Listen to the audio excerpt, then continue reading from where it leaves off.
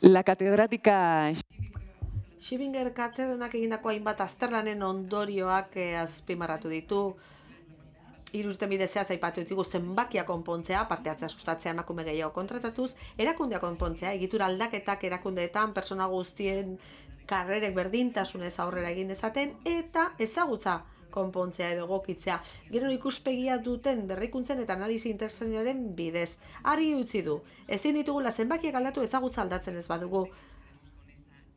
Eta oso garrantzitsua da ideia hori gordetzea. Berak esan du, Big Dataren arazoari heldu behar diogula, ze estatu batuek munduaz duten pertzepzioan oinarritzen da, gehien bat Big Data, eta gainera gizonek 5 aldiz aukera gehiago dituzte ordainsari altuko goi zuzendaritzako postuak eskaintzeko. Eta horrek egoera betikotzen duten zuzendaritza eta lidergo maskulinoak eskatzen ditu, edo alderantziz, horiek aldatzea eskatzen du. Ezagutzaren analizian intersekzionalitatea funtsezkoa da joera etnikoak identifikatzeko. Eta joerak pilatzen goaz, gero eta gehiago. Joera horiek berekin dakarte transgeneroen segurtasunik ezaren eraginpean egotea, ez dituelako behar bezala identifikatzen, eta neutraltasun falta horrek lotura zuzena du berotze globalarekin edota animalien azterketarekin. Nola ekarri hori dana erakunden antolaketa kulturera. Galdera horri eta beste batzuei honako izenburuko maila honetan entzungo die. Ekosistema zientifiko-teknologikoko eragileen berdintasunarekiko konpromisoa. Profesionala dugu. Zuek guztiokin Leire Madariaga esango dut. Leire Madariaga. Eusko Jaurlaritzako eraldaketa digitalaren eta ekintzailetzaren zuzendaria. Txalobero bat berarentzat.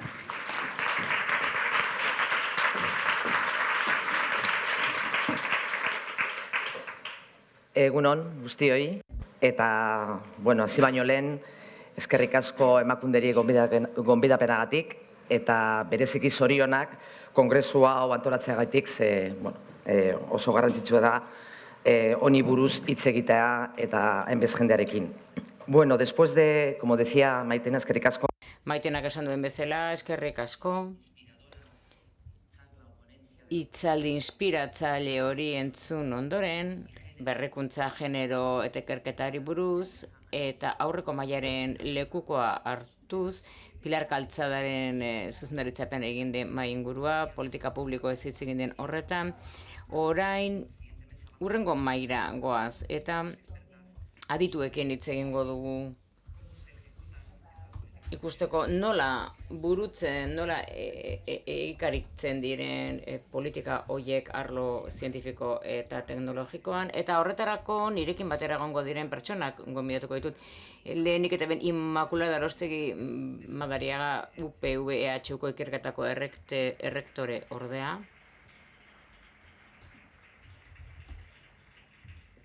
Fernando Cosio Ikerbasqueko zuzendari zientifikoa.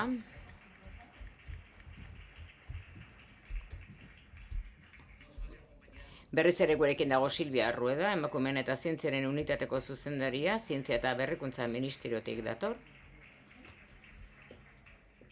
Eta azkenik Ricardo Bueno, Euskal Partzuergo Zientifiko Teknologikoko zuzendari nagusia, BRTA-ko zuzendaria.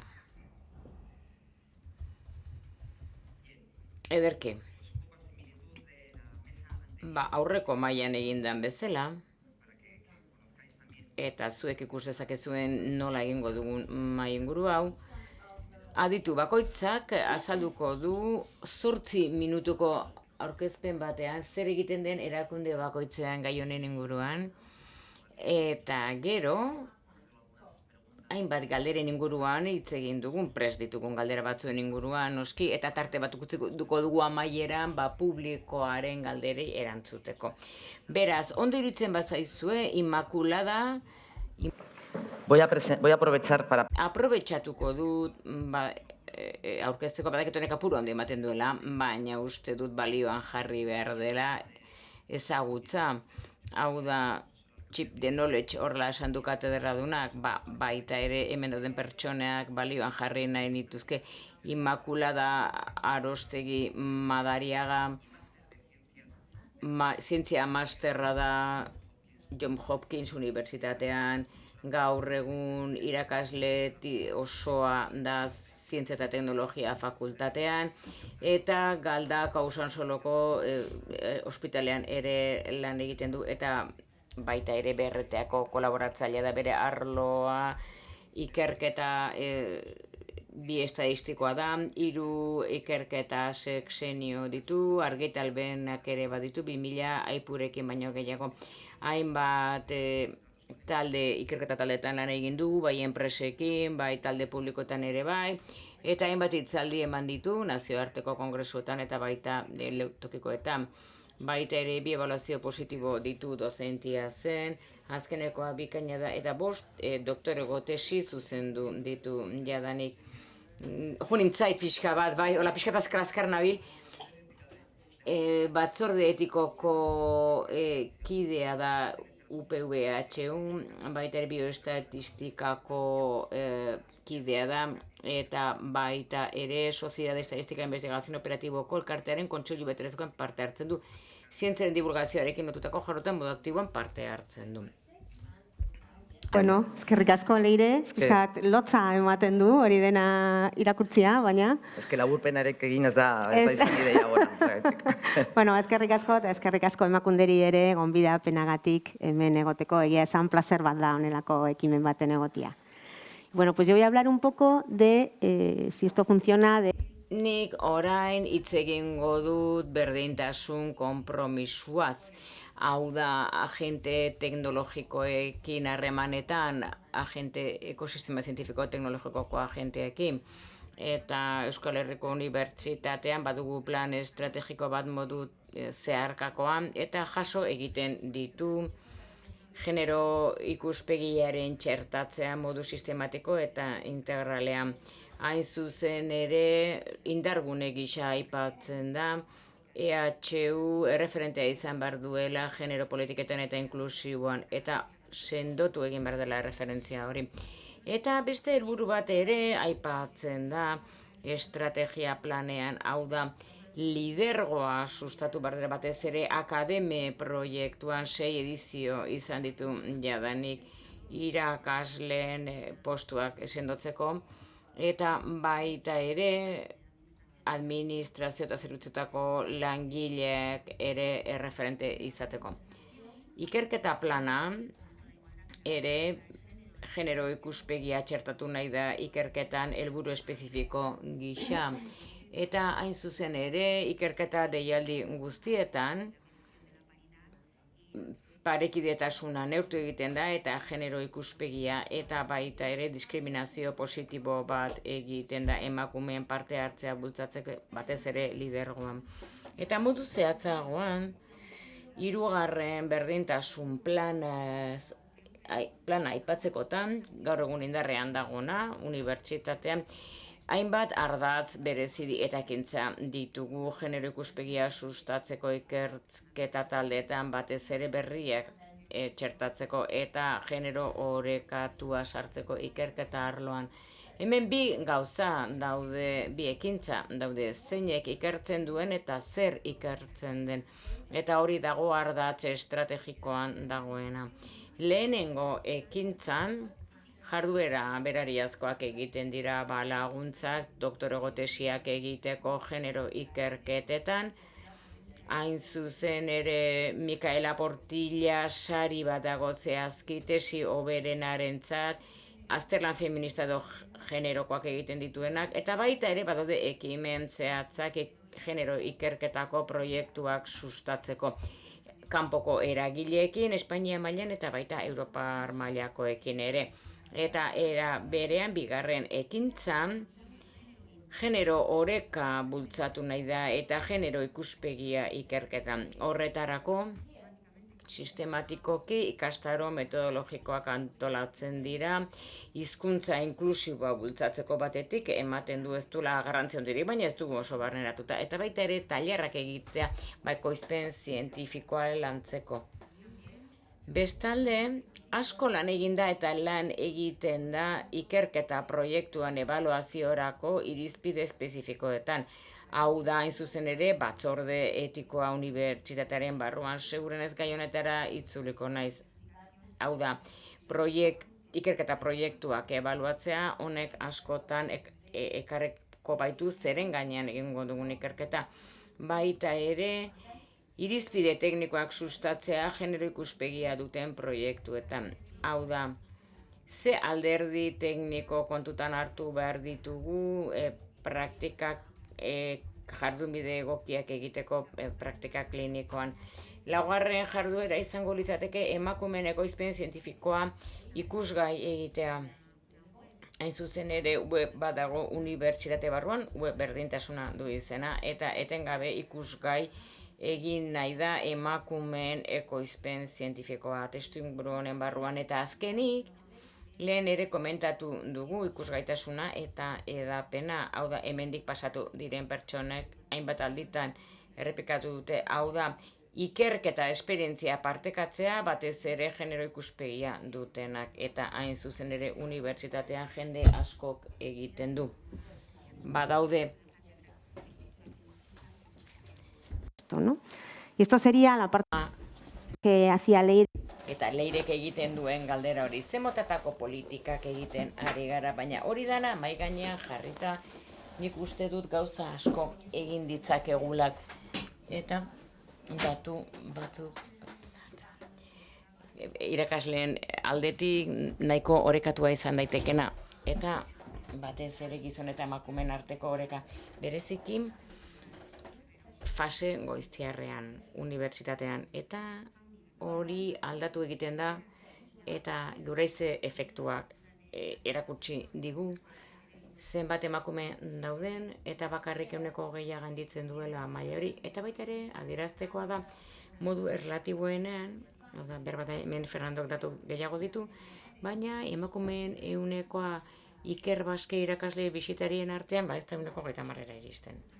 Beraz, datu hauek ere ikusterazten digute txanponak askotan bi alde dituela. Eta gainera, emakume ikertuen artean 40% gainditzen du tasa hori, beraz ez du ematen datu hain garabea denak. Baina, doktorego tesiaren 28% bakarrik zuzentzen dituzte emakumeak. Eta datu hauek, esango nuke, horrela, pixkat bukatzeko, iruditzen zait datu horiek bereziki garrantzitsuak direla neurtzen dugunean hori arloka. Beraz, ze gertatzen da,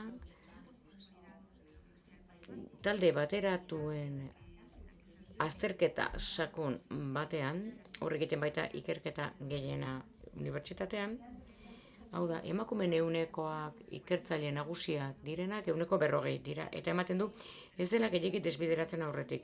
Baina ikerketa nagusiek portzentaian beste ikertzaile nagusi bat izaten dutenak, biak emakumeak direnean hori 25%an gertatzen da. Eta hori arloka, aztertzean, zientzia esperimentaletan, eta ingenieritzan eta arkitekturan ez da 100%ra iristen. Beraz, bai, politika aktiboak ditugu. Batez ere parte hartzerako, zenbakitarako doktorak esan duen bezala.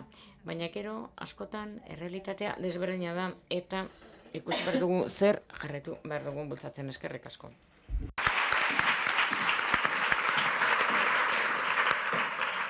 Eskerrik asko, Inma, muy interesante lo... Eskerrik asko, Inma, oso interesgarriak zure datuak, eta gero denbora izango dugu sakontzeko. Ahaztu zait komentatzea behar bat ikusiko zenuten programan, 5. pertsona bat egongo zela, mailan, baina arazo pertsonal bat izan du, eta ezin izan du etorri. Orain, ondo iruditzen bazaizu, Fernando, zurekin hasiko gara orain, Iker Baskeren ikuspegia kontatzeko. Bueno, bizkor egin beharko duzu, baina horrela da.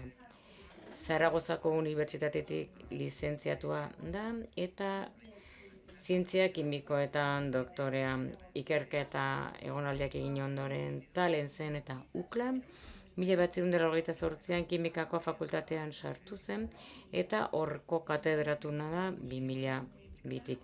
Kosio irakasleak hainbat kargu izan ditu, zientzia kimikoetako dekano gisa, eta baita ere errektore ordea izan da EHUn. Gaur egun 2009-tik Iker Baske Zientziaren Euskal Fundazioko zuzendari zientifikoa da. Kimika bioorganikoari eta modelizazio molekularrari egindako ekarpen zientifiko nabarmenari esker, 2008ko Euskadi Ikerkuntza Saria eta Espainiako Kimikako Errege Elkartearen urrezko domina lortu ditu 2021. Fernando, nahi duzunean, eskerrik asko. Antolatzaileei gonbidapena emateagatik eta kongresu honetan parte hartzeko. Al igual que ha hecho... Errektore ordeak egin duen bezala, Arostegi Andrea komentatu egingo dut. Zeintzuk diren lerro estrategikoak Iker Basken eta zeintzuk diren gure emaitzetako batzuk. Azpimarratu nahi dut, Iker Bask zientziaren aurrerapenerako Euskal Elkartea organizazio txikia dela. 355 ikertzaile ditugu guztira, eta hori bai, ikerketa lanpostuak sortzen dituena, gero ondoren 1700 postu. Eta kopuru nahiko egokia, baina ari gara kopuru txikiez konparatuz unibertsitatearekin edo Euskadirako zifra orokorrarekin konparatuz, Uriarte Andreak aurkeztutakoak. Iker Basken plan estrategikoak egiten ditugu, eta indarrean duguna 7. erronka gisa, hauxe da. 2024 Iker Basken ikertzailean sartuko diren ikertzaileak 40% emakumeak izatea. Horretarako berdintasun plan bat egin dugu, analisi bat egiten duena, sexu parekidetasunaren bilakaera aztertzeko gure deialdietan. Gainera, Iker Basken amia analisi bat egin dugu eta 14 ekintza zehatz plan estrategiko berrian. Ikusten dugu azken urteetan gai izan garela helburu hau lortzeko itxuraz apala ematen zuena, hau da, ikertzaile berriak 40%an emakumeak izatea. Kasuren batean, 150ko gailurrak izan ditugu, deialdi hauek noski beren gora berak dituzte. Batez beste, nahi dugu parekidetasunara iritsi, batzuetan 50%tik gora ongo da, beste batzuetan 40 pikokoa izango da, baina beti zifra horren inguruan ibili nahi dugu. Horretarako, ez da nahizkoa desideratun orokor bat egitea. Guk behar dugu Iker Baskek emakumen eskariak nahikoak izatea. Gizonezkoenak eta emakumezkoenak nahi baldin badugu arrakasta tasa berdina izatea, guk kantitate konparagarriak behar ditugu. Eta guk Iker Basken Research Fellow izeneko postu batzu ditugu, 5 urteko kontratu dituenak, ebaluazio bat egiten dugu eta proportzionatu egiten ditugu associate izateko eta gero profesor izateko, eta neurri baten inguruan izango litzateke egoera antzeko bat izango lukete akademian, irakasle oso edo titularraren edo katedradunaren maila izateko. Beraz, erakarri behar ditugu, ez bakarrik ikertzaile berri emakumeak eta maila parekidean, baina gainera egonkortasun tasa antzekoak behar ditugu. Beraz, hasierako zifrak emakumeen eskari kopurua Iker Baskeko deialdietan pixka bat beheragotik zegoen eta oso deskonpensatua zegoen gizonekiko. Gero pixkanaka orekatuz joan gara eskari hauek eta Iker Baskeko deialdien emakume eta gizonen arrakasta tasak apal xamarrak dira, 20%aren inguruan dago. Iker Bask, hain zuzen ere, fundazio bat delako, eta exigentzia politika bat duelako maila zientifiko profesionalean. Baina asmoa da arrakasta tasak ekiparagarriak izatea gizon eta emakumeentzat. Baina eskariak beherago baldin badago eta arrakasta tasa berdina baldin bada, sartzeak txikiagoak dira. Eta helburu gisa finkatu dugu sartze berri hoiek parekideak izatea gizonezko hautagaiekin konparatuz. Hemen gauza bat aurkitu genuen, eta hauxe da. Kaptazio gaitasun hori askoz ere handiagoa da ikertzaile emakumeak gazteak direnean. Hau da, une bat pasa ondoren, karrera profesionalean, guraize efektu horren ondorioz, saile profesorak adierazi bezala, ikertzaile seniorrentzat kaltea jadanik eginda dago. Eta gutxi egin daiteke. Baina gogora dezagun nola komentatu digun Uriarte komisionatuak doktorego tesien kopurua, hau da ikertzaile karreraren hasieran dauden doktoregai emakumeen kopurua gizonezkoen maila berean edo goragoko dago, baina ez dago efektu horrek ez du aurrera jarraitu behar karreran. Eta horrek eraman gintuen proiektuak sortzea, programa markoak hain zuzen ere, COFAN programaren barruan, ikertzaile emakumezko gazteak erakartzeko Iker Baskera. Eta hemen arrakasta desentea izan dugu.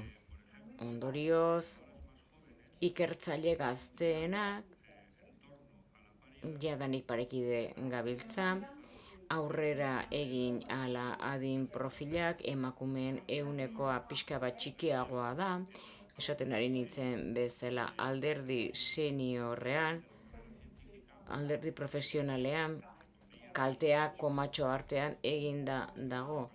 Beraz, fokalizatzen ari da eta mantentzen blima ditugu promozio tasak denboran zehar, kolumna hau parekidetasunaren inguruan leku aldatu egingo da denboraren poderioz. Beraz, azkenik, adierazle bat dago arrakasta zeharkako honetan, eta adierazten dugu ondo ari garela, hau da arrakasta tasak European Research Councileko datuetan agertzen da. Hau da, RSC-ak kolokialki esaten dugun bezala ikertzaileen artean. Beraz, Iker Baskek gaur egun 20 proiektu ERC ditu aktibo. Urte hauetan arrakasta izan dugu deialdietan eta ikertzaile emakumezkoek lortu dituzte 8 ERC. Eta 8 horietatik 5 ikertzaile emakumezkoak dira eta 3 gizonezkoak. RCA tresna bada eliteko ikerketa egiteko, oso lehiakorra da, baina baita ere adierazle zeharkako bada, adierazteko zein den aurkezten diren eskatzaileen maila. Inon ez dago idatzita ERC-tik ze maila dagokion Euskadiri edo beste edozein lekuri. Beraz, eskaerek ez badute beharainako mailarik arrakasta maila erori egingo da. Beraz, 8 izan ditugu azken urtean, haietatik 5 ikertzaileak dira, eta hori adierazle bada, adierazten du gauzak ondo egiten ari garela. Erakarri eta eutsi nahi diegunean emakumezko gizonei. Emakumezko ikertzaile barkatu.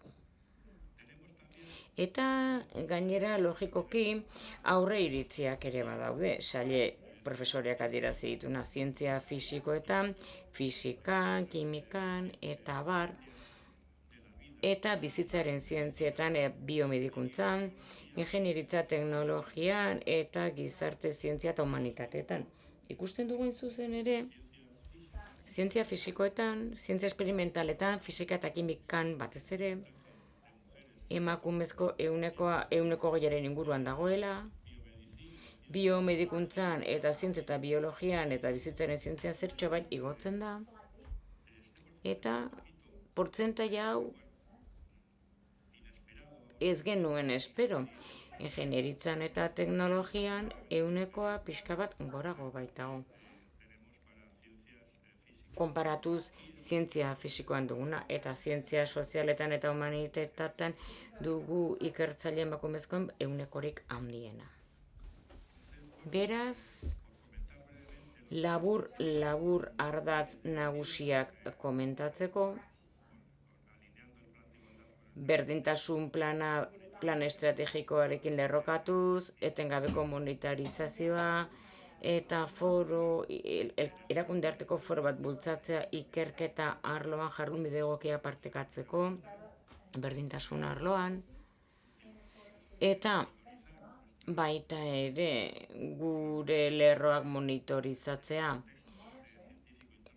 testuinguru nazioartekoan, eta balorazioa azterlan bat egiteko lanpostuetan ordainpeko politikak bultzatzeko, profilak bultzatzea emakumean presentzia areagotzeko, emakumean presentzia ebaluazio batzordeetan behar bada ikertzaileen. Ondoren gure bigarren altxorra da ebaluatzaile panela sartzea. Eta bai, konprobatuta dago, ebaluatzaileak sartzea oso garrantzitsua dela berdintasun plan hauetan, zientzia eta ikerketa eta teknologia arloan eta arle guztietan ere bai, sozialetan ere bai.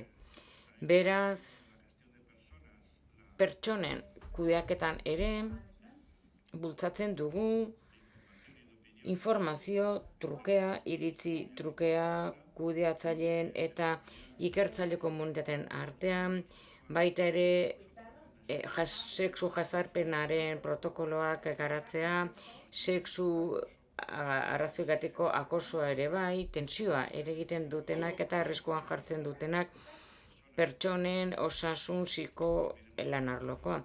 Ez dezagun ahaztu ikerketa ere nahiko estresagarria dela, beraz neurri hauek guztiak edo alderdi hauek guztiak ezentzen ditugu.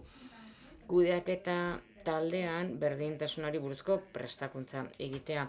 Eta ikertzaileak hartzen dituzten zentroetan genero berdintasunean aurrerapena bultzatzea. Baita ere, 12. eta 14. ekintzak hor akoplatuta daude, hau da, sortu nahi da eta ikusgai egin nahi da rol modela emakumeentzat, eta baita ere Uriarte komisionatuak aurkeztu duena, hau da, emakume ikertzaileentzako aitortza merezi dutenaz gainera, hasierako estadioetan daudenak bere karrera zientifikoan, eta tarteko karreran hor sendotzen ari direnean, eta bere aldi seniorragoan, bere izi maila horietan, eta ikerketa hauek ikertzaileek sozialki proiektatzea horrek rol batzuk sortzen ditu ikasleentzat eta baita ere bigarren hezkuntzako hezkuntza egiten ari diren neskentzat erreferente batzuk izan ditzaten eta inspiratzailea izan dadin erabakitzeko orduan, zer egin nahi dute, inor ez da behartu behar noski, baina erabakitzeko orduan, ikertzaile karrera bat egin nahi dutela, hau da ikertzen duten emakumeak, pertsona interesgarriak dira, pauta batzuk dituztenak, patroiak izan daitezkeela emulazioa bultzatzeko, eta pentsatzen dugu interesgarria izan daitekeela belaunaldi berrientzat, eta hau da labur egiten ari garenak eta jaso ditugun emaitzak.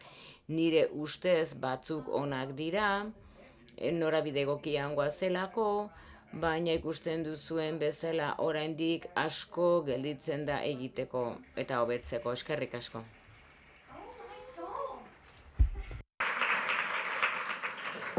Eskerrik asko, Fernando, muy interesante el poner el... Eskerrik asko, Fernando, oso garrantzitsua izan da fokoa jartzea ikertzaile gaztengan beranduegi izan baino lehen. Iruditzen bazaizu, Silvia, orain Silvia izango dugu. Silvia Berrikuntza Institutuko zuzendaria da eta gainera irakurri egingo dut Silvia Rueda Pascual informatika ingenieria da, eta informatika ingenieritzan doktorea Barentzeko Unibertsitatean, gaur egun, Zientzia eta Berrikuntzako Ministroaren kabineteko kide aholkularia da, eta emakumeen eta zientzien unitateko zuzendaria 2020-2023 Barentzeko Berrikuntza Unibertsitate Zientzia eta Gizarte Digitaleko Kontseilaritzako lurralde zuzendaria izan zen, ordurate irakasle titular izan zen Barentzeko Unibertsitateko informatika sailean, eta saileko zuzendari 2015 eta 2021 artean 3 ildo nagusien inguruan garatu du bere ikerketa. Errealitate birtuala eta informatika grafikoa, softwarearen ingenieritza eta genero arrakala digitala, ikerketa transferentzia eta ebaluazio proiektu eta kontratu askotan parte hartu du. Egun de ikerketa taldea zuzentzen du, pertsonen gainu hartutako softwarearen garapenean aurrera pausoak emateko dihardu lanean talde horrek. Valentziako Unibertsitateko berdintasun, aniztasun eta jasangarritasun elektoraren barruan STEM erderaduna izan da VA genero arrakala digitalaren katedralen zuzendaria, eta STEM bokazioak bereziki nesken artean sustatzea bidatutako Girls for STEM proiektuen koordinatzailea 2022ko Valentziako Kidegoko informatika ingenieritzako elkargo ofizialaren Sapien sari akademikoa jaso zuen.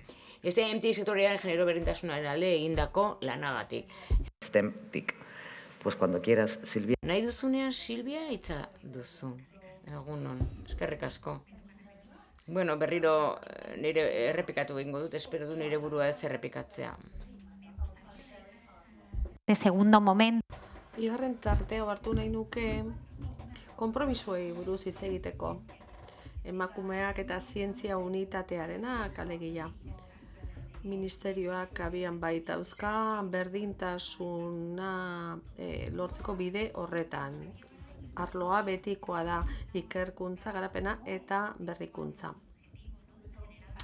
Helburuaz aritu gara, gure unitatearen helburuaz, eta bi hildotan zentratu nahi dut. Estatukoa bata, nazioartekoa bestea. Zeintzu diren gure lanak, ze koordinazio lan egiten dugun, ikerkuntza erakunde ezberdin artean, gure ekimen propioak, ikerkuntza eta berrikuntza arloan, sekti eta sareak lortzeari buruz ere bai.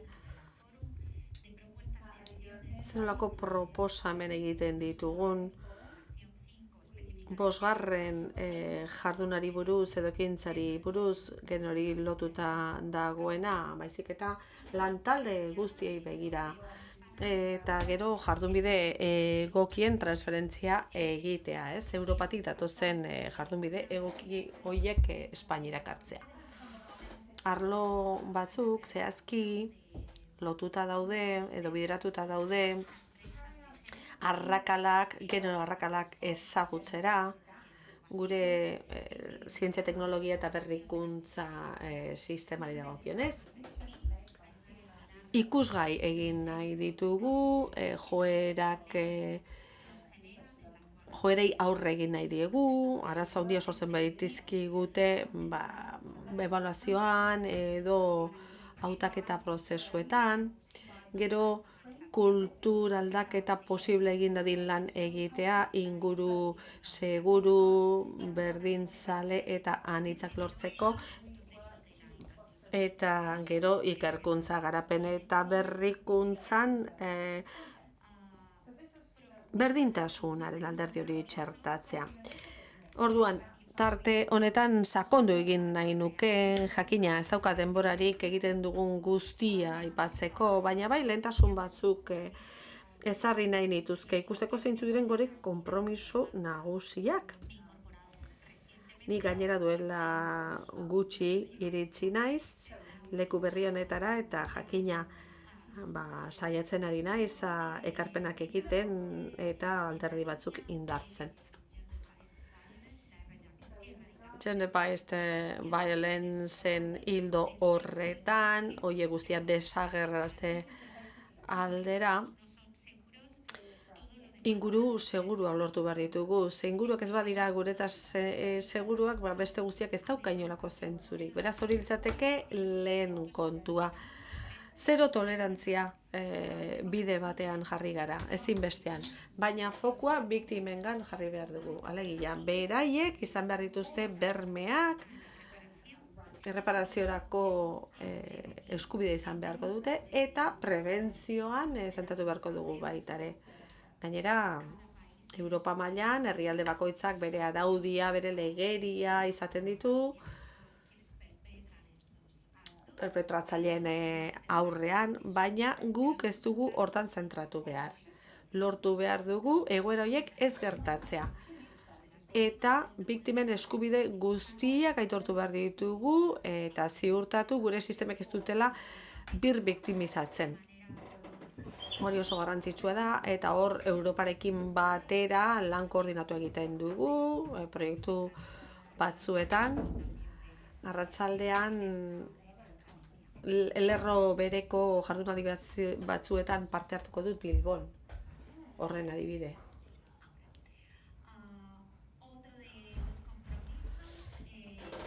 Konpromiso ez ari garelarik, goiz osoan zehar hizketan ari garen gai honi dago lotuta.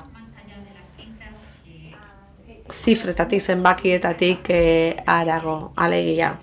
Berdintasuna ezin dugu utzi 150 hori lortze hutsan, ez? Berrikuntzan, zientzian txertatu behar ditugu genero aldagai horiek, ez da?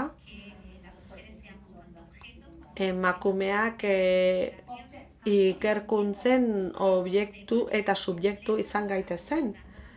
Eta ziurta dezagun edukiek beti kontuan izan dituztela gure beharrak. Beti intersekzionalitatea kontuan izan da. Emakumeak ez gara bat eta bakarra, baizik eta faktore askok eragiten dute gugan, eta jo kontuan izan behar ditugu. Beraz, bi neurri dago, sakontasunez aldaketa hori hartzen dituztenak.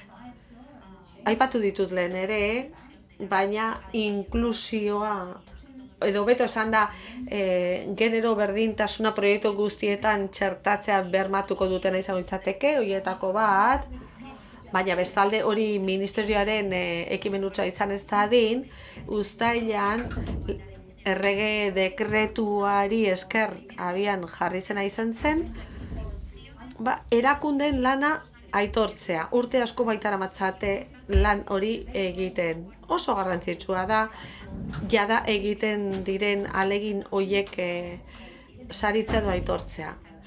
Baina gainera, erakunde batzuetan egiten ari diren jardunbide egoki hoiek beste leku batzuetara eramatea ere komeni da, genero ikuspegia modu eraginkorrean txerta dadin. Beste lerro bat lotuta dago, oso lotuta dago egoeraren azterketarekin.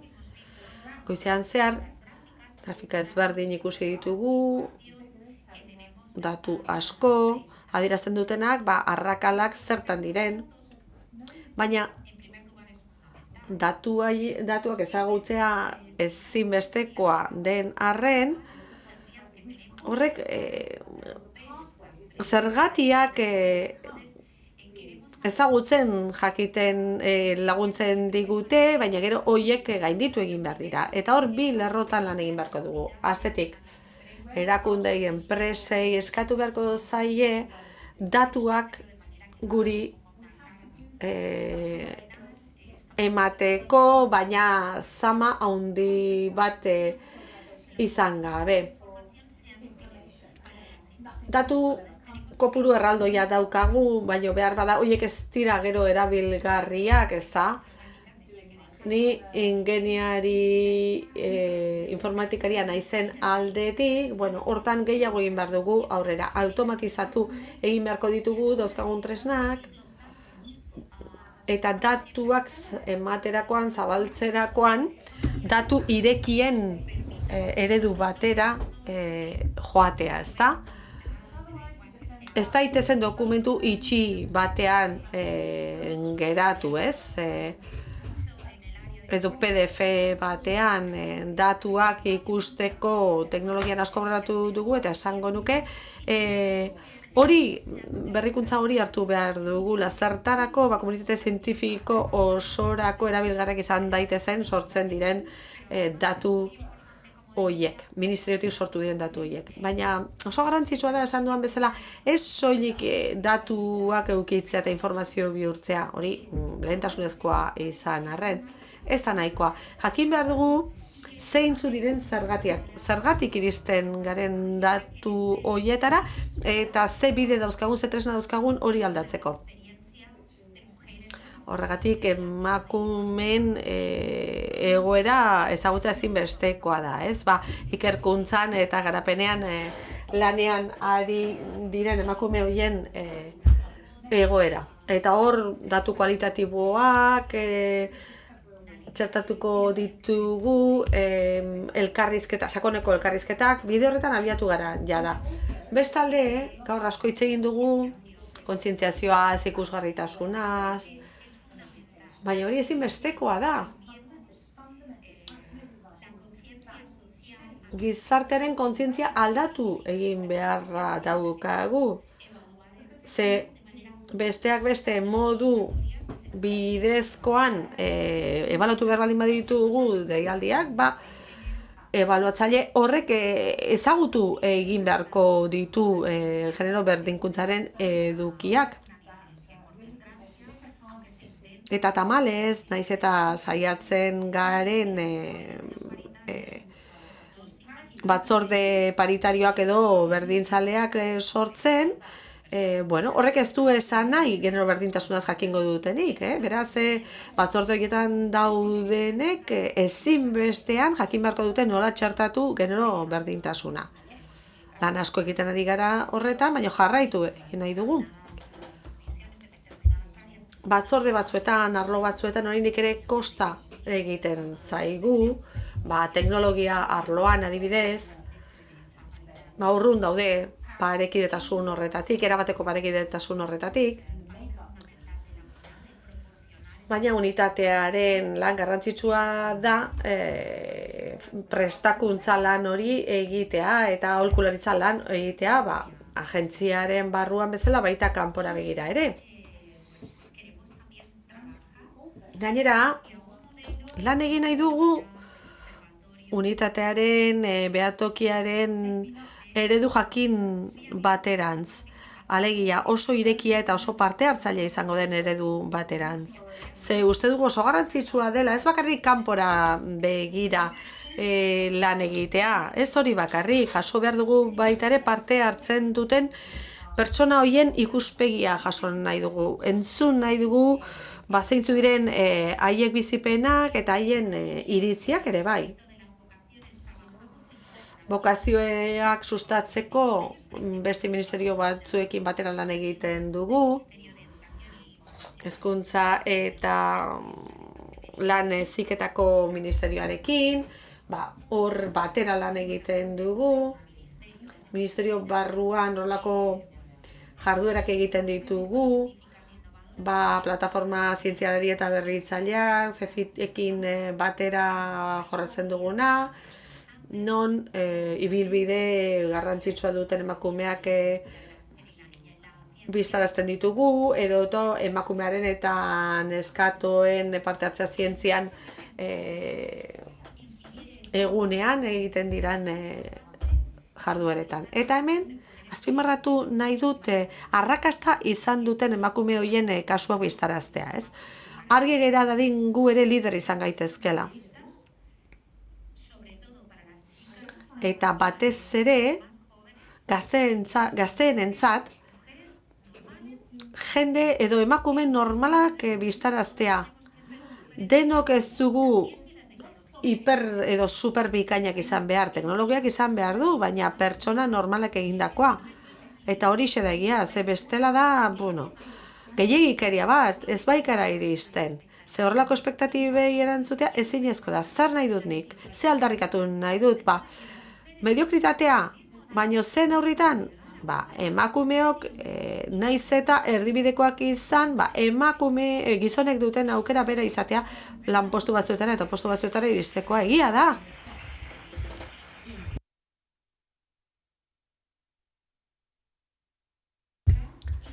Alegina handia dago horretzen eta neskatoi ezin diegu esan arazoak baldin badituzte oso azkarrak direla usteko ezin bikain izan behar dutela esatea. Ez, espektatiba horiek jasan ezinak dira. Beraz, pertsona normalen espektatibak ere nahi ditugu eta horixe da.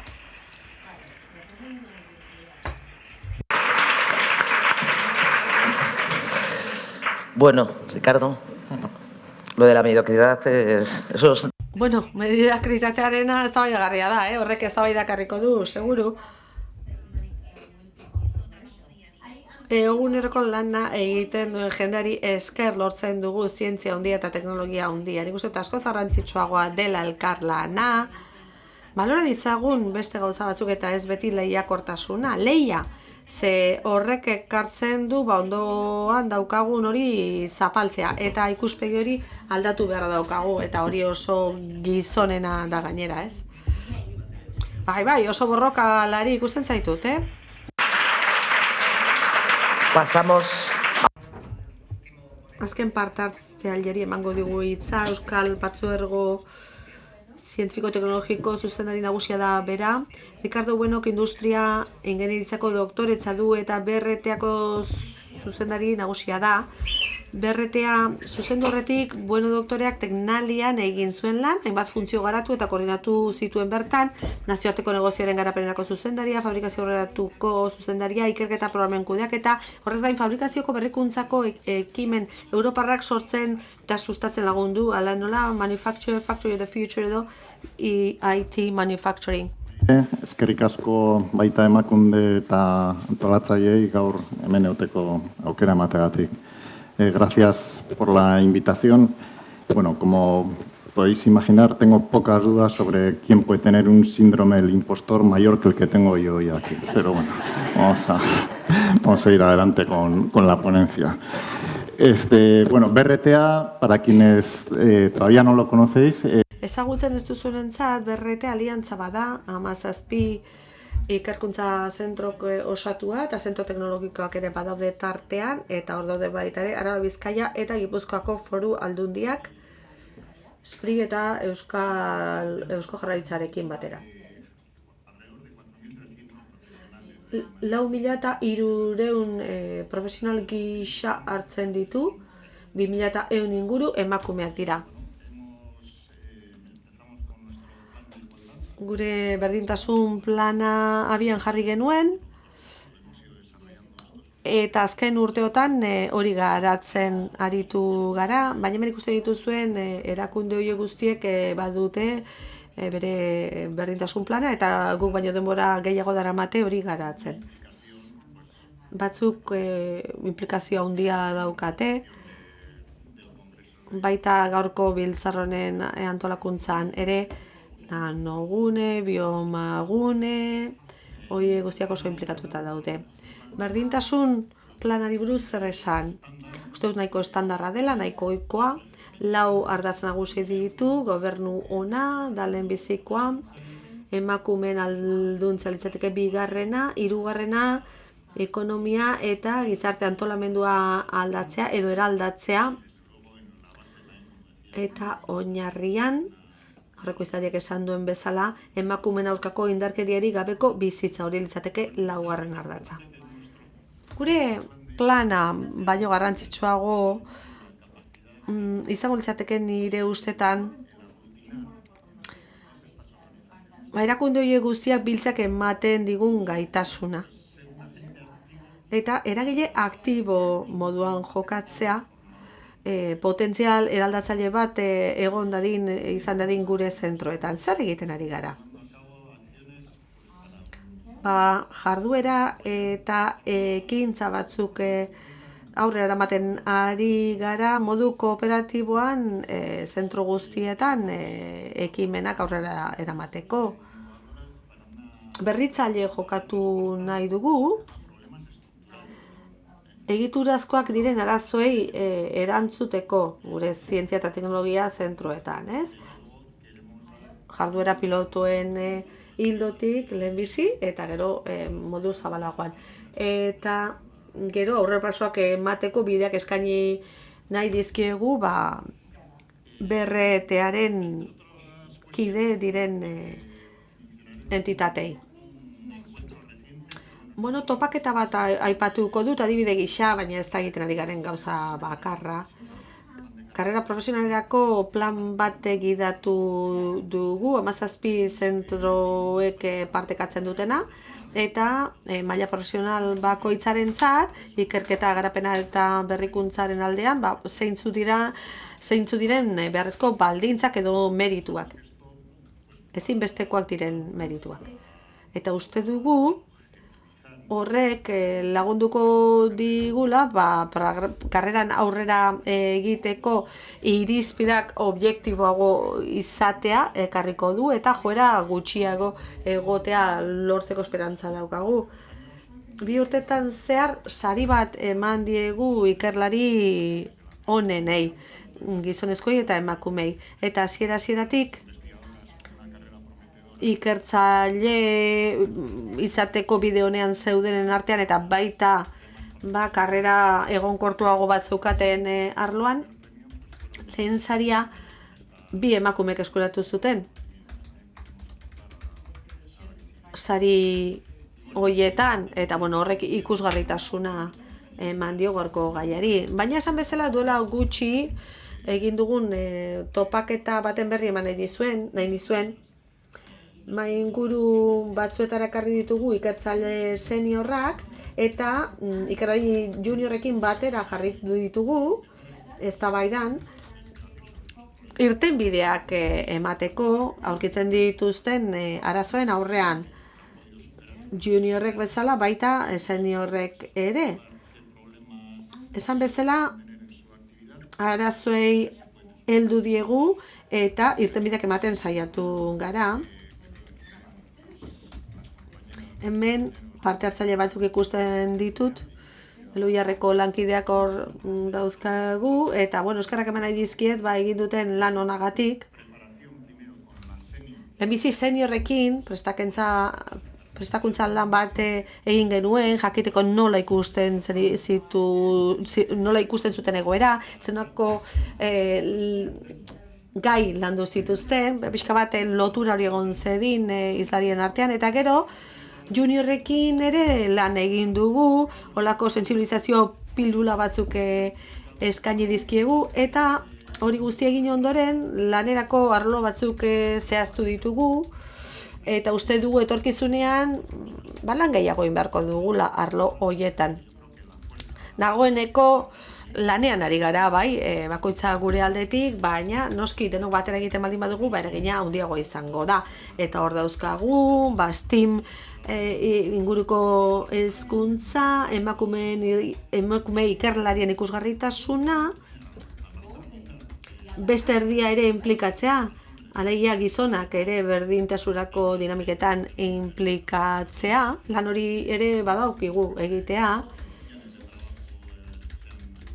Gero nola lortu lan baldintzak erakargarriak izatea, hobeak izatea, zaintza hitza terminoa agertu da, baina esango nuke hori ere oso garrantzitsua dela gure lanean. Eta azkenean nola sustatu emakumeen lidergoa. Jada abian jarri dugu lan hori guztia, BRT-an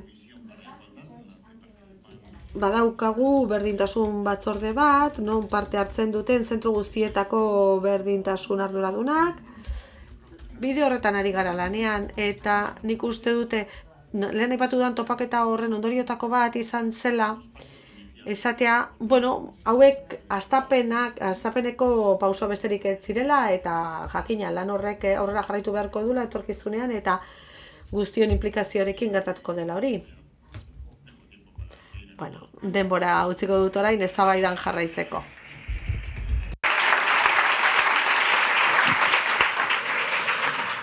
Bueno, eskerrik asko a los cuatro y creo que... Eskerrik asko Lauroi, Ricardo, uste dute aipatu duzun azken horrekin, egin duzuen hausnarketa horrekin bide eman diguzula, aurrera egiteko.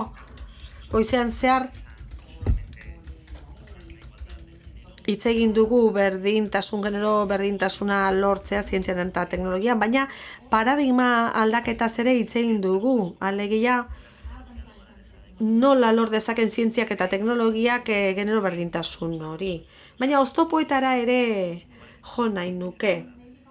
Errektore ordearekin hasiko gineatek, ze oztopo daude unibertsitatean, lehen datuak eman dituzu, eta aipatu zein den egungo egoera, oso interesgarria da argazkia ikustea, baina ze oztopo ikusten dituzu zure erakundean paradigma aldaketa horri ekiteko?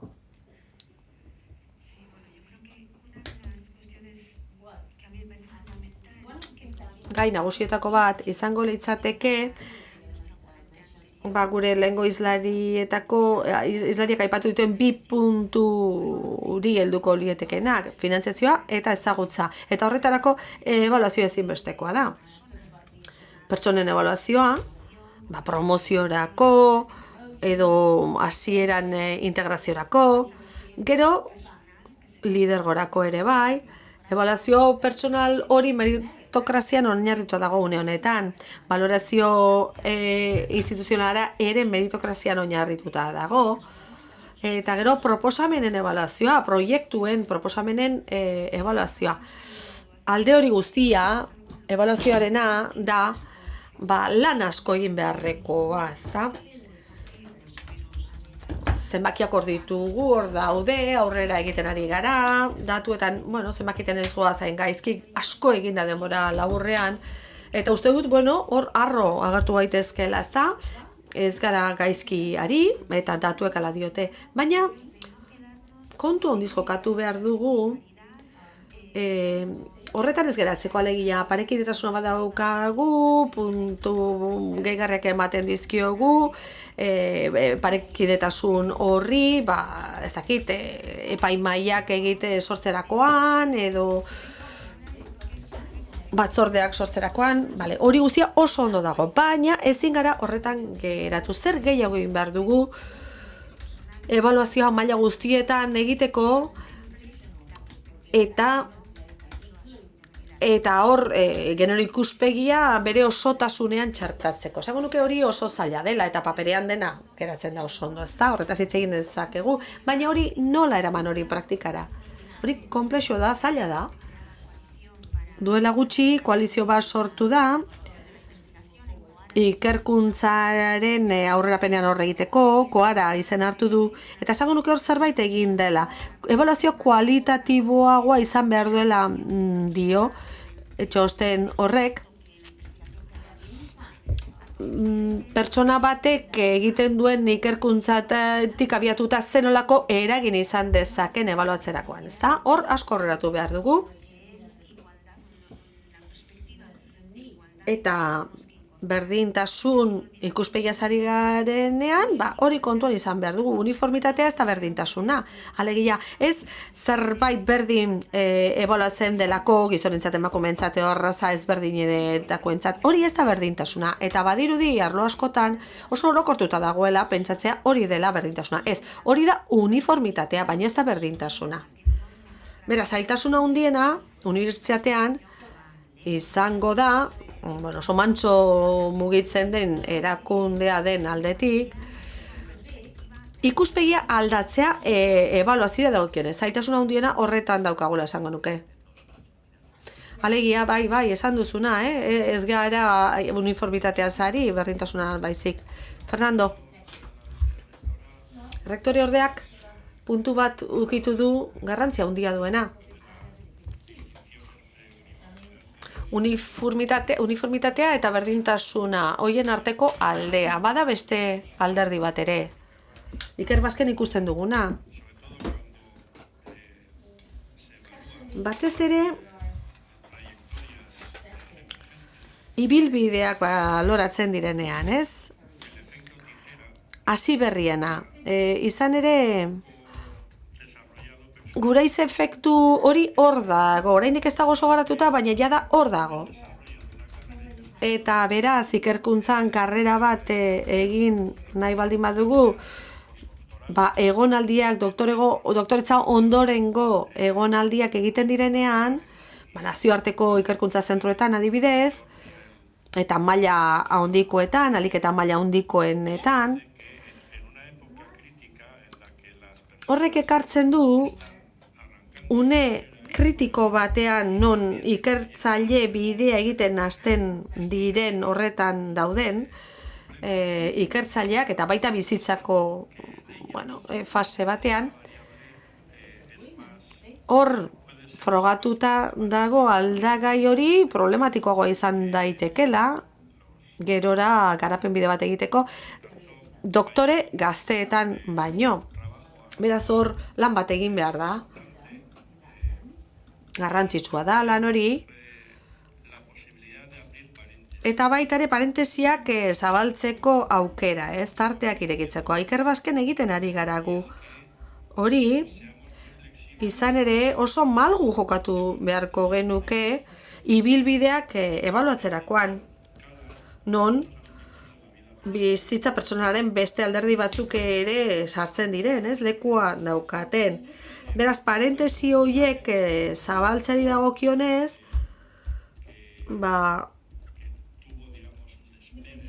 ikusten dugunean, hemen etzun hainbeste aurrera egin, ez da? Oxforden egonaldi hori egin zuenean, bikaintasuna heldu zen, baina gero hurrengo urtean beste zabe gertatu zen, behar bada, ez dakit, familia beharrak sortuko ziren, eta bar, eta bar. Eta beraz, kontagailok erregulatu behar dira, ez? Modu ezberdinean tratatu behar da, ezberdina den hori. Ezin dugu ezberdinak diren gauzak modu berean tratatzu, ez da? Aldagai horiek garrantzitsuak dira ebaluazioan. Eta gero eta gehiago, metrika alternatiboen gaia, alegia, dena neurtzeko ez dugu eragina kontuan hartu behar.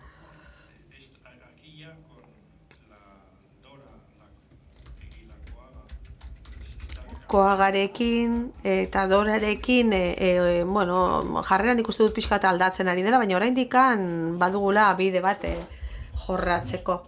Bai, kultur faktoretara itzultzen gara hor, ez da? Ez gara soilik alderdi zientifikoaz ari, ez? Alderdi profesionalean kultura bat daukagu eta nordikoek adibidez, bestelako kultura daukate, unibertsitatera abiatu aurretik gazte batek urte sabatiko bat hartuko du, ezta? Ideiak argiago ukitzeko, baina hori hemen pentsa ezina da, ez? Alperrontzi bazarela esango dizute. Tenemos que cambiar como sociedad. Eta aldatu egin behar dugu gizarte gisa, horregatik garrantzitsua da. Erabakiak hartzen diren lekuetan, ebaluatzaile egotea eta bizi ibilbide bat izatea askoz ere errezeptiboagoak izatea aldagai horien aurrean. Orain arte gehiegi ez zirenak kontutan hartzen.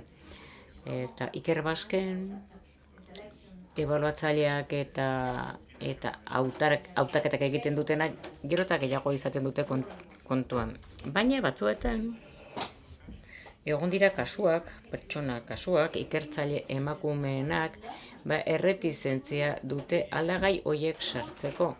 Uzkur agertzen dira.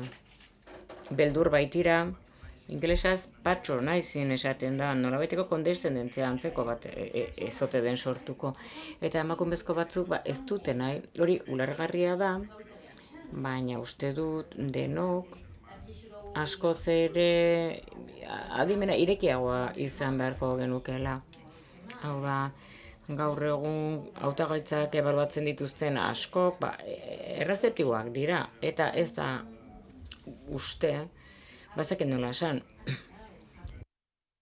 ez du ere pertsona horren ikerketa ibilbideren kaltetan ez da, beraz, amatasuna dagoelako, parentesi bat daudelako, edo pertsonak zaindu behar direlako.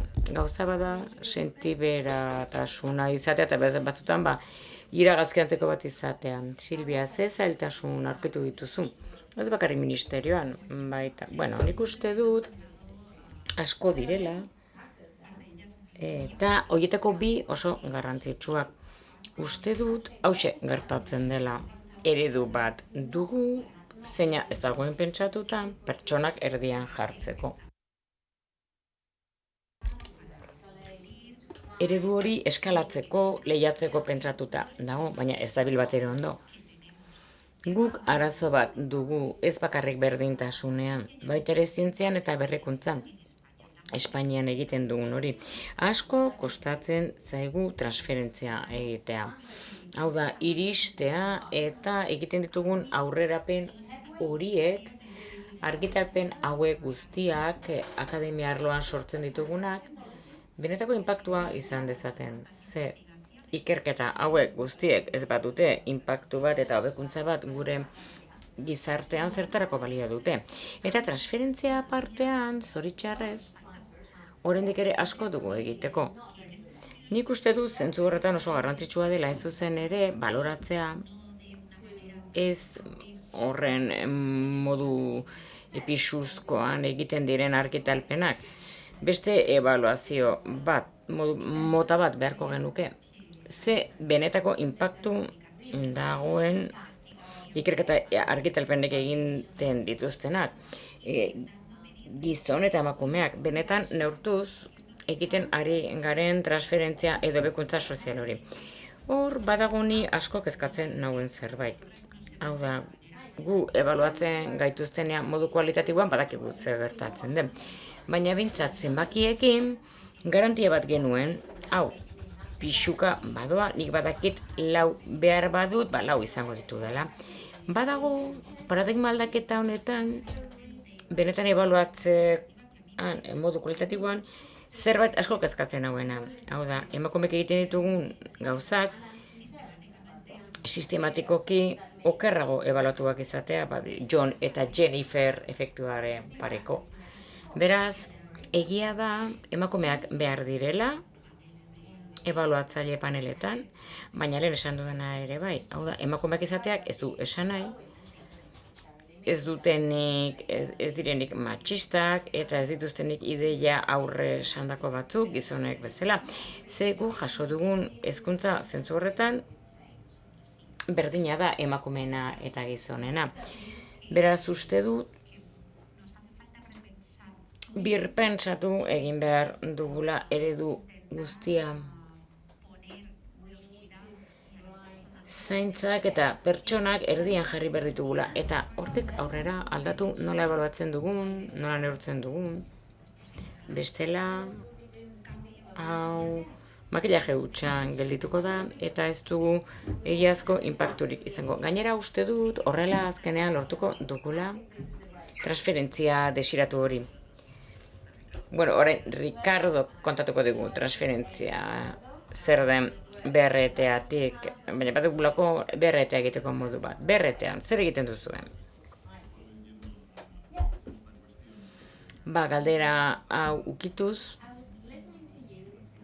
Saile irakaslea entzun dugunean, berak aipatu du, guk identifikatu dugu arazo nagusi bat. Emakume gutxi dutela teknologia arloan, eta guretzat teknologia ez da bakarrik arlo digitala.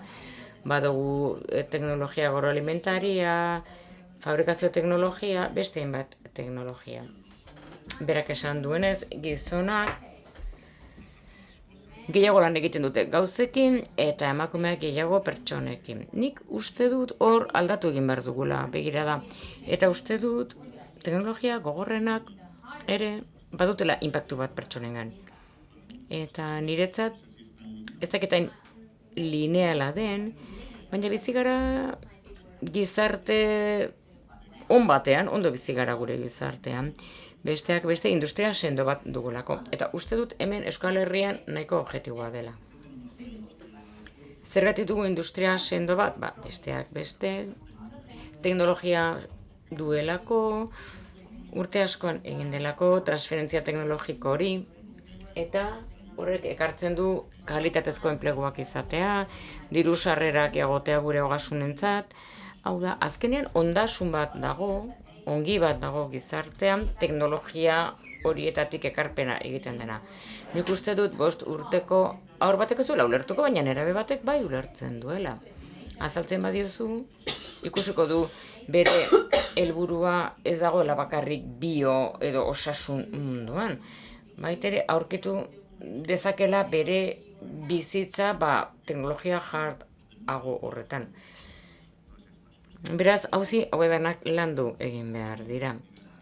Zeintzuk dira identitate ikurrak BRT-an, gure enpresagintzan zer ekarri behar diogun, ari.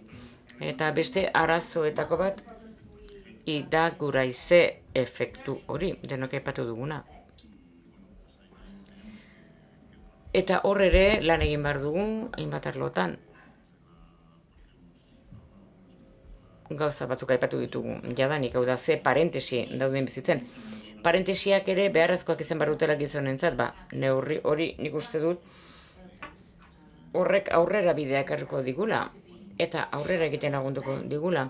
Adibidez, karrera profesionaletan baloratzen denean lidergoa, asko pentsatu behar dugu, ze lidergoaz ari gara hizketan, ze motatako lidergoaz, beraz.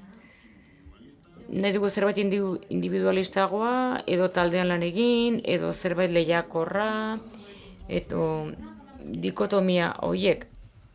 Nik uste dut hori dena barneratu egin behar dugula, ikasi egin behar dugula, eta hitzaldiaren titulua, paradigma aldatzea helburu, da, bagako horretan ere jarri beharko genuke gure burua, pilak jantzi. Jarraitu aurretik ezakit galderarik ote dagoen, publikoan norbaitek ekarpenen bat egin nahi du, gogoetaren bat, hor esku bat ikusi dut, altxata.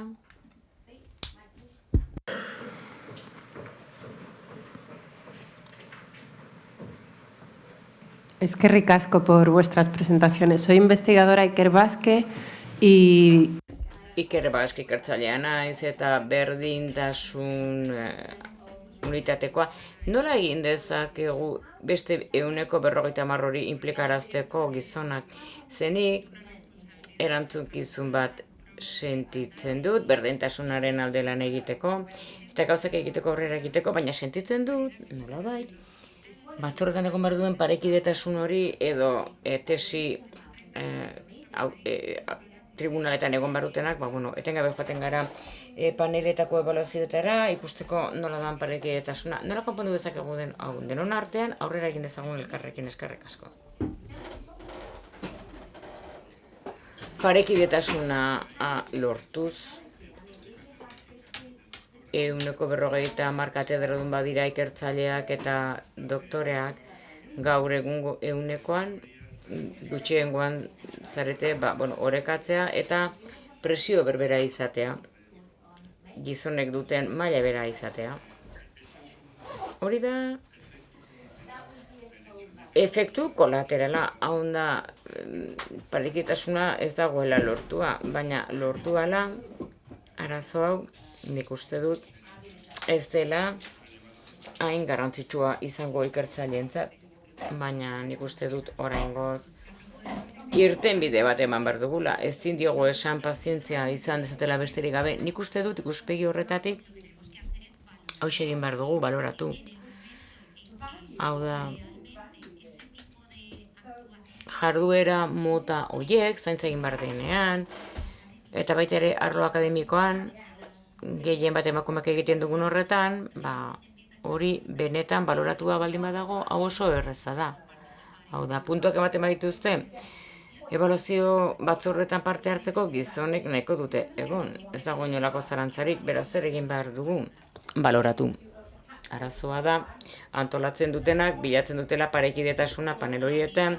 Bai, nik hori sufritu dut informatikan, nire sailean, hainbat emakume egon dira, kexatu egin direnak eta normala da.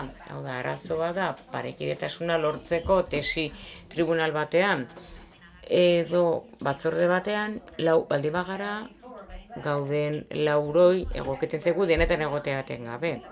Hau da, kontratazio plazei buruz ari zarenean, oso gutxi garenez, egunero urtero tokatzen zaizu plazen batean egotea. Baina hori baloratzen baldin bada gutxienez konpentsatu egiten zaitu, zure denboragatik eta aitortu egiten dizute. Beraz, erdia izaten garenean orekatuagoa egongo da. Baina horretara iristen garen arte, ezin duguna da egin ez baloratu lan horiek. Gainera, gehien bat emakumeak egiten ditugu, baina ez hori bakarrik. Duela gutxi, azterlan batean, hainbat daude, baina berriki bat berri argiteratu da. Guk denbora gehiago eskaintzen diogu tutoretzari. Prestakuntzan dauden ikasleak etortzen bazaizkigu denbora gehiago eskaintzen diogu. Ikerketa talde bat zuzendu bat behar badugu, eta ikertzaile emakumeak baldin baditugu gure mende, tesek egiten ari direnak denbora gehiago eskaintzen diogu. Hori da zaintzea, eta hori da guri erakutsi digutena. Egin behar duguna lan taldeetan. Esaten digute, ze ondo doan talde hau, ze suertea izan duzun. Ez da suertea. Ez da suertea. Denbora eskaini diogu eta kezkatu egin gara. Beraz, galdera, eta nik bintzat arrela interpretatu dut, nola egin gizonek sentiberatasun hori izatea, hau da, uko egiten diot, nik uste dut pixkat horretik zijoala. Ez horregatik esan dut. Hau da, gizonak, ez dadin hori emakumeen zama izan, bla, bla, bla, nik galdera horrela interpretatu dut. Baina zuk baloratzen baduzu eta etortzen badiozu emakumeari, puntuak ematen badizkete emakumeari, orduan gizonak neko du horregon. Ze arazoa da, dauden gizonak parte hartu behar duten sailetan, inork ez du parte hartu nahi, inork ez du nahi orain departamentorik zuzendu nahi, eskolak zuzendu nahi. Dena oso lotuta dago uste dut. Oraindik ere, emakumei tokatzen zaigu oso militateak izatea. Ze neurri gogorroiek, kremailera neurriak, eta bar, guri barregarriak iruditzen zaizkigu. Baina oinarri bada, eta hor oinarritu dezakegu, nola aldatu daitekeen pentsatzeko, loratzeko formula Silbiak esan duen hori. Eta egia da, egokitu egiten zaigula, eta niri izugarri, genero gaiari euskara eranzten badiogu, askotan zu zara zerrendan zauden bakarra. Batzutan amorrua ematen du horrek, eta esan duen ikertzaileari erantzunez, esango dio, bai, denbora gehiago eskaini gizone baino gehiago, baina uste dut ez dagoela beste modurik. Guri beste gauza batzuekin lotu behar da.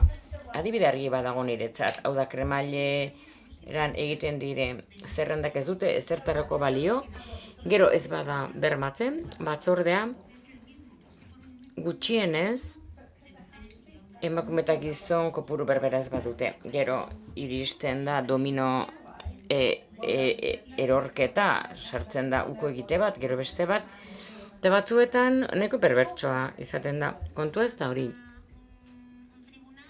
Hau da, epaimai batean, hiru gizontak hiru emakume dauden, paritatea egon behar du, barioekidetza, baina gero batek uko egiten dio beste bat egon dadin. Hori saiestu behar dugu nire iritziz. Uste dut beharrezkoa dela neurri gogor horietatik abiatzea eta insistenteak izatea horrekin. Naiz eta batzuetan sola esaldian esan duguna ez da zenbakia. Zenbakia izango da ere nola aldatu dezakegun jokabide hori, pentsa bide hori. Eta nik uste dut belaunaldi honi oraindik egokitzen zaigula militanteak izatea eta parte hartzea batzorde gehiagotan, epaimai gehiagotan, gizonak baino gutxiago garelako eta gutxiago baldin bagara tokatu egingo zaigu. Eta uko egitea hemen arrisko handi badugu. Hau da, jadanek parekidetasuna lortu dugunez gauza askotan, 140 iristean pixkat lasaitu egiten gara. Eta horren ondorioz apalankatu, ez ditugu apalankatzen lortutako lorpenak, eta ez dugu ebaluaziorik egiten. Nik uste dut hor, oraindik asko dugula egiteko. Hor, atzean beste esku bat ikusi dut, hor ere bai, barkatu. Suedian, esate baterako, emakumeen gaineko presio hori, tesi epaimaietan izan, postdokak, doktorego ondokoak sartzean konpondu zen. Horrela postdok horiek emakumeak parte hartzen zaketen epaimai horietan eta horrek konpondu egiten zuen pixka bat presioa. Eta emakumezko kasu honetan. Eta lagundu egiten die postdok emakumezkoei beren kurrikulum bita hobetzen. Tesi tribunaletan parte hartuz. Bueno, hori da, izango litzateke behar bada konponbidea. Ze iritzi duzue, doktore ondokoak sartzea epaimaietan, bueno, hori araudiaren mende dago, baina printzipioz badaude tesi epaimaiak non postokak parte hartzen duten. Baina ez da normala, baina egon badago. Aukera ona izan liteke, soluzio ona, baina ikusi barko litzateke doktorego eskoletan ze araudi dauden. Bai, segurenez, horrela aniztasuna ere sar daiteke, ze askotan epaimaietan egoteko beti deitzen zaie topei, ez? Top izan behar duzu, top gehiago, gizon gehiago, beraz, aniztasunean aurre egiteko modu bat izan daiteke, pixka bat erlajatzea, exigentzia horiek ibilbideari dagokionez, eta horrela juniorragoak sar daitezen, gizon, zein emakume, eta horrela izan zitekeen konponbide bat. Baina beti bilatu behar da partxe batez izatea. Hau da, nolabait, horrek balio behar du apalankatu izateko emakume gehiago egotea eta gazteagoak. Bi gauzak dira beharrezkoak. Bai, oroar, generoa eta adina batera doaz. Eta ikertzaile gazte gehiago izan ala, emakumezko gehiago dituzu eta aniztasuna handiagoa da.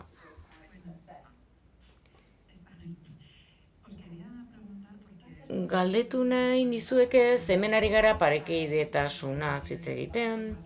Nik hau zabalduko nuke edozein hautapen prozesura, edozein lanetan. Gu arazo hori aurkitzen dugu materialen fisika zentroan, hau da, edozein pertsonak ahalmena badu kontratatzeko, edo taketa bat egiteko lehen da bizi ikastaro bat jaso behar du. Minimo batzuk gutxienez genero ikuspegian. Lantaldeak ezetz esan zuen, ezin duzu ez da imaginatu.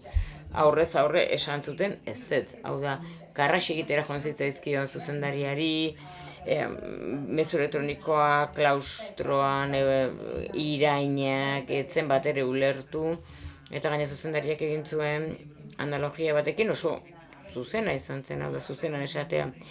Prozedura bat emango bagin izue suteen kontrako, etzen lukete sentituko piromano detzen zaituztegula. Hau da, ari gara prozedura bat eskaintzen genero perspektiban ez dizuegun batxista ditu. Zuen ustez, ze pertsonalki genero plana koordinatzen dudana, naizenez guk ezin izan genuen efektiboki mandatori egin, baina bai, nahiko nuke beste erakunde batetik, UPV-etik, HU-tik, Zientzia Ministeriotik, Ikerbasketik, benetan ikastaro horiek mandatori izatea. Hau da, ez dezagun bakarrik ikerketa zentroak egin.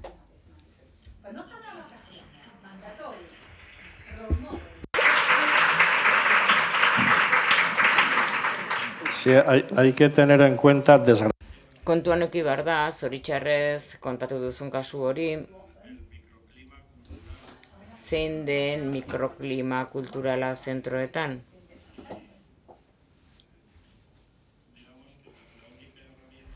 eta tresna bakarra dugu guk Iker Basken ahalegintzen gara, ikastaro mota hauek egiten, jarduera mota hauek egiten, baina egia da, gainera, gure kasuan Iker Baskek kudeaketan sartzeko duen aukera, zentroen zuzendaritzan oso mugatua dela. Baina Iker Basketik prest gaude edozein motatako jarduera egiteko kultura aldaketa gertatu dadin. Ezinbestekoa dena komentatu duzunez. Bai, nik uste du ekintza egokia litzatekela kontzientziaziarako. Proba evidentea da, ez gaudela prest honetarako. Egon daitezke batzordeak erdia gizon, erdia emakume, baina ez gaude prest honetarako. Eta emakumeok ere uste dut ez gaudela prestatuta kontzientziazioan lehen urrats bat emateko, hau da ekintza batzuk egiteko. Nik apuntatuko dut. Zin izan ditezken, ze lagun dezakete, ez dute zertan konpulsori izan behar, baina Silbiak esan duen bezala, checkpoint bat izan daiteke, pizgarri bat, derrigorrezko ez egiteko, baina bai, puntuak emateko. Bai, behar bada neurri gogorrak dira, gehiago zenbakietara doazenak, baina horren ondorioz pixka bat aldatu diteke.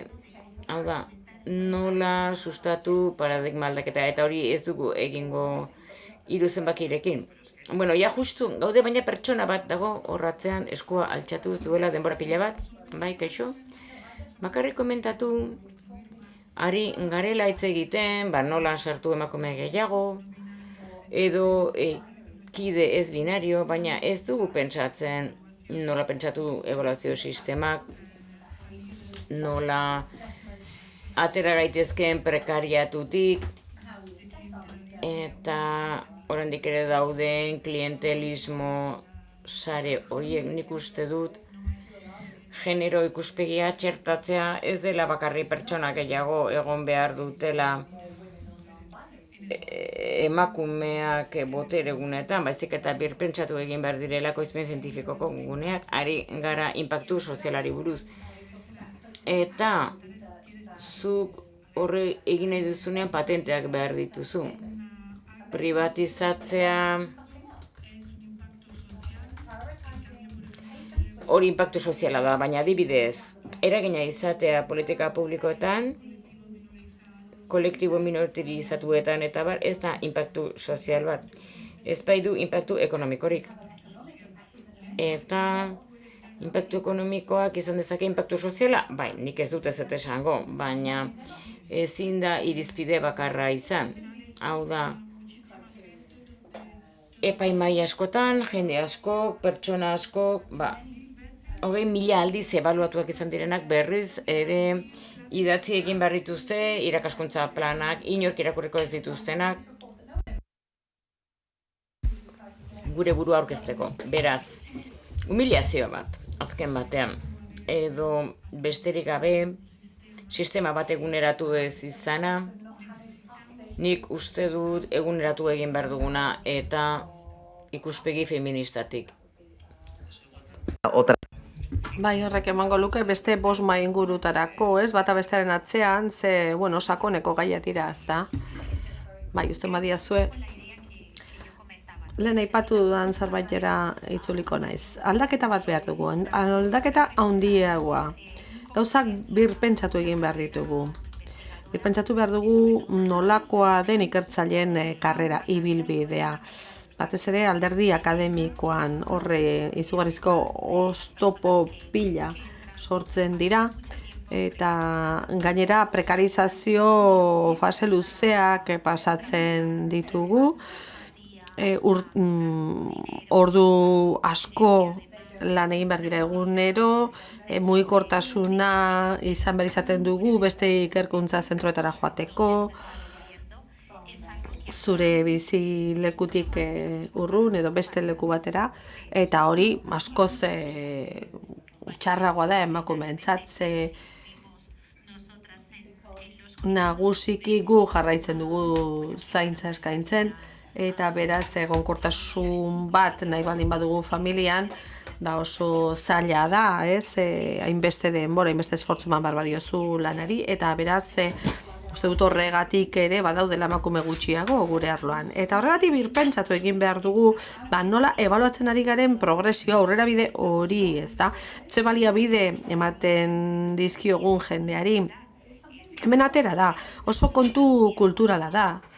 Aztertzen baldin badugu, ze distantzia dagoen gure sorlekutik, biziko garen lekura, Espainian eta Estatu Batuetan oso ezberdina da. Eta Euskadin, are gehiago, ez da? Espainian joera daukagu sortu ginen leku horretan geratzen, ez? Eta pertsona bat behartzea, hilabete askotan zehar, beste leku batera joan behar izatea, behar bada 6 hilabetez, ze irabazten ari gara horrekin, eredu horrekin. Ez da, hain konplexua den eredu horrekin. Benetan lortzen ari gara, emaitza hobeak lortzea, zientzia hobea, berrikuntza hobea, ez dut uste. Beraz, nik esango nuke egiturazko aldaketa bat behar dugula, sakonekoa eta ikuspegi feminista batetik. Zeinaren abera, aztertuko dugun zer lortu nahi dugun eta zer eskatu behar digun gure ikertzaileei, gizon eta emakume. Zientzia bikaina lortzeko, baina bizitza askoz orekatuagoak izan da maila pertsonalean, maila pribatuan. Badiria sortu bizek eta bederetxetetik gabiz hemen. Eskerrik asko, muchísimas gracias a los 4. Parte hartzaile guztiei, lauroi.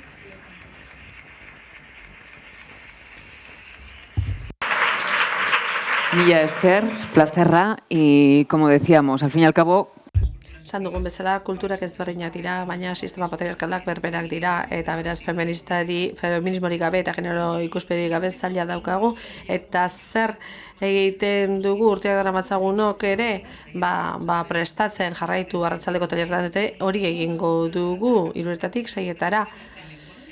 Hizkuntzari buruz hitz egingo dugu, hizkuntza Maria Martinei esker egingo dugu hori. Beste tailer bat, zenolako tresna daukagu, aire toxikoa garbitzeko, azarpen sexuala gertatu den kasuan.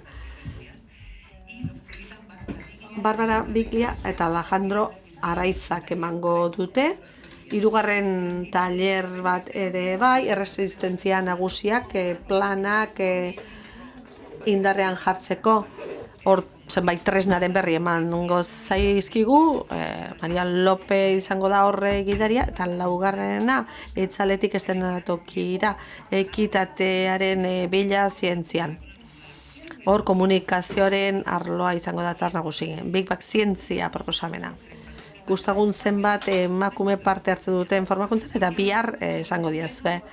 Behar bada, arazoetako bat horrere egon daiteke. cerrada, a las 3 nos volvemos a ver. Berriz elkar ikusiko dugu, behian, beko solairuan launch bat partekatuko dugu. Arte.